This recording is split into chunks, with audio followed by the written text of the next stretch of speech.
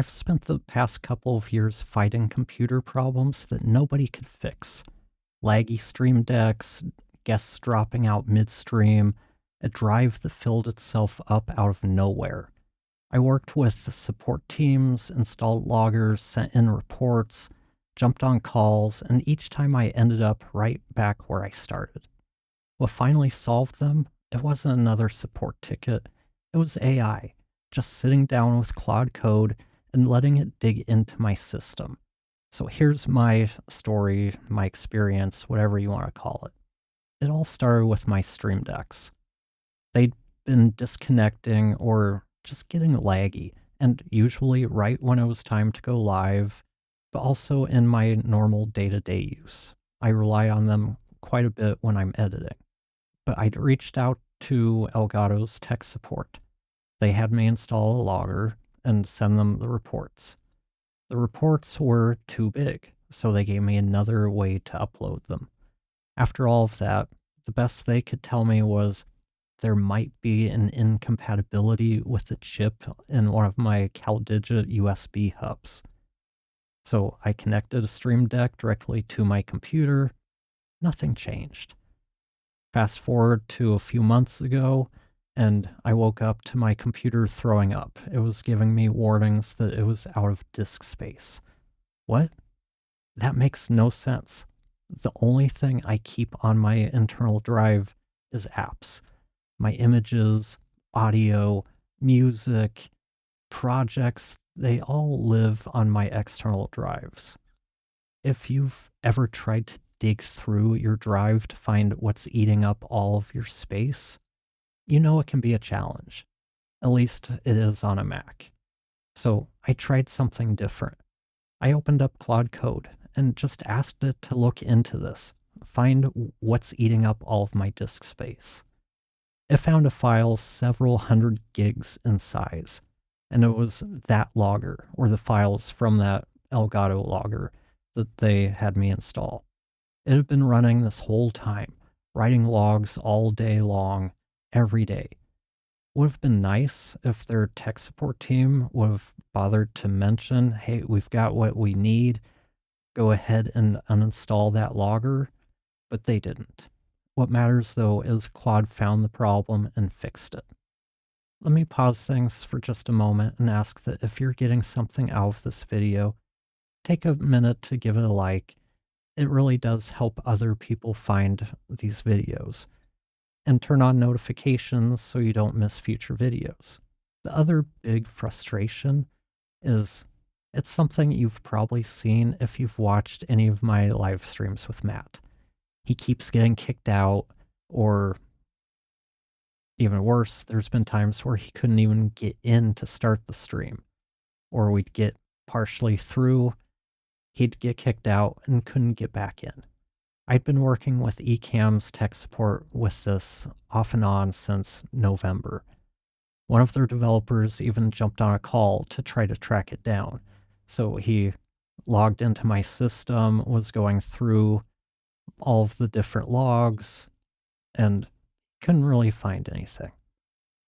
He told me there were a couple other users who'd run into similar problems with their interview mode and suggested I try another computer to try to figure out, is this a network issue or is it something specific to my machine? I did that test and it pointed to my computer being the culprit, which gave me enough of a direction to turn things over to Claude Code. Claude looked through the logs, and that gave us a place to start. It identified the error and started looking for potential issues. And I do need to stress that part. Potential issues. Because at this point, it's just making educated guesses. So we have to troubleshoot and test each theory one at a time. The first thing we tried, I thought we had nailed it. I ended up running a 30-minute test call with Matt. It went off without a hitch. Then we did a 60-minute stream with no problems. But the next time we went live, he got booted after a couple of minutes and couldn't rejoin. So, no, that didn't fix the problem. So I went back to Claude Code. This time, it built a logger to track everything in real time. including my internet connection, since the next theory was that my connection was dropping out. It found that I was getting a good number of dropped packets and that my overall ISP signal was weak. So I had Comcast come out this week. They fixed a couple of issues affecting signal strength. I tested Ecamm again, and still the same thing happened. I couldn't even connect from my phone, so we kept going. We set up a test user on my Mac to try to determine if this is a user issue or a system-wide issue. It still happened, so that ruled out anything on the user side as far as user permissions, configurations, stuff like that. Finally, Claude found that my network settings were just a complete mess, just filled with a bunch of garbage. Probably from migrating from machine to machine to machine, it just got filled up with a bunch of garbage. So we reset the network settings, and I've been testing it for 3 or 4 days now without a single dropout, no disconnects, no you're offline notices, which has me cautiously optimistic. So with those two problems sorted out, I thought, let's go back to that Stream Deck problem, because at this point, I'm having to restart them almost daily. They're either completely freezing up or so laggy I can't even use them for editing. Claude found that it had something to do with my computer going to sleep, and the Stream Decks struggled to connect properly when the computer woke back up. Claude went in, changed one setting, and things have been working without a hitch since. And since we were on a roll, I figured, okay, let's try one more Elgato headache. Just about every time I go to stream, one of my key lights, it's disconnected from the network. That means I have to go in and reset it, reconfigure it, all of that stuff. Claude dug in and found that it's most likely because I'm on a mesh network.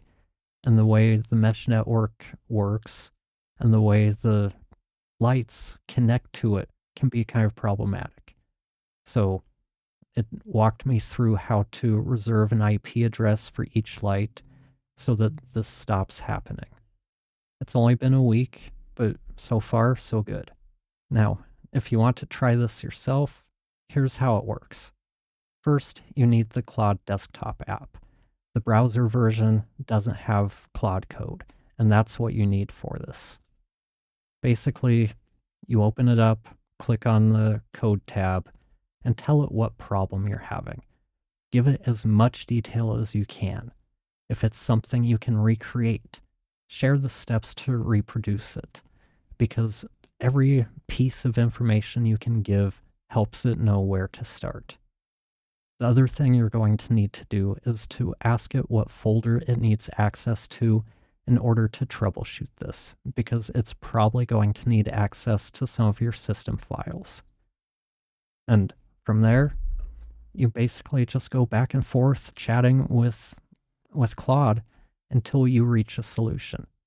Sometimes that takes 10 minutes, sometimes a couple of hours, and in really stubborn cases like my Ecamm issue, it can take days.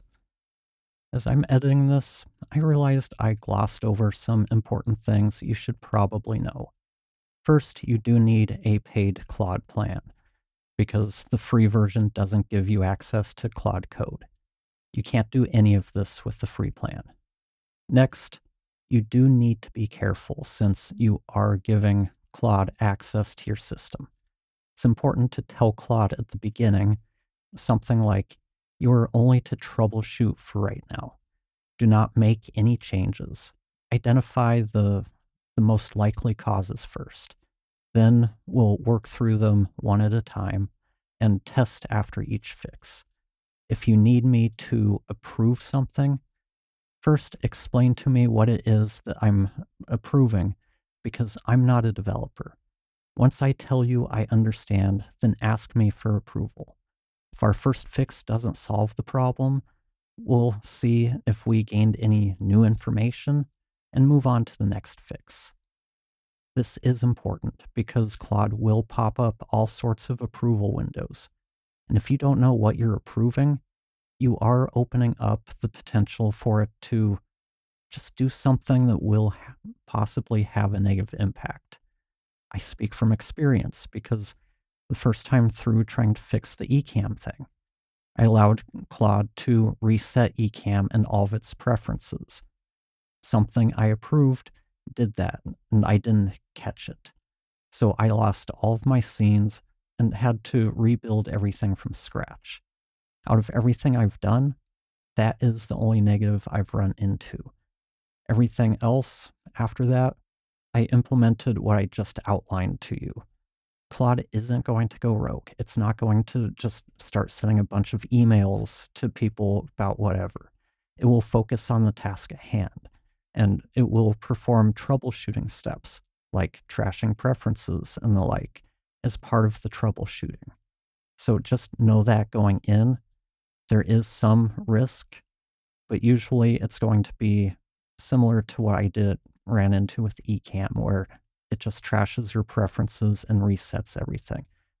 Because sometimes that is part of the troubleshooting process. But as far as I know, you can't do this with ChatGPT or their Codex app because they don't have the access to your system that's needed for this kind of work. That's one of the main reasons why I do keep multiple LLMs around. Different tools are good at different things. But for me, it was definitely worth the effort because I'd been thinking about canceling Ecamm for months now because of the ongoing issues. The only thing that has stopped me from doing so is, as a Mac user, Ecamm is the best. It's the most user-friendly streaming program, and it's allowed me to save so much time in my content creation that trying to stomach going to OBS is just something I didn't want to do. So for me, it was worth it. And to wrap things up, AI didn't just save me time on the time of troubleshooting, it actually solved problems that the tech support teams couldn't. From my stream decks to my key lights, weeks, months, probably close to a year of dropped streams. None of it required me to be a developer. It just took a tool that could look at my system and a willingness to work through it step by step. So, what about you? What's the computer or gear problem that's been driving you up a wall? Have you tried using AI to troubleshoot something like this? And if you have, how did it go? Let me know in the comments. Thanks for watching, and I'll talk to you next time.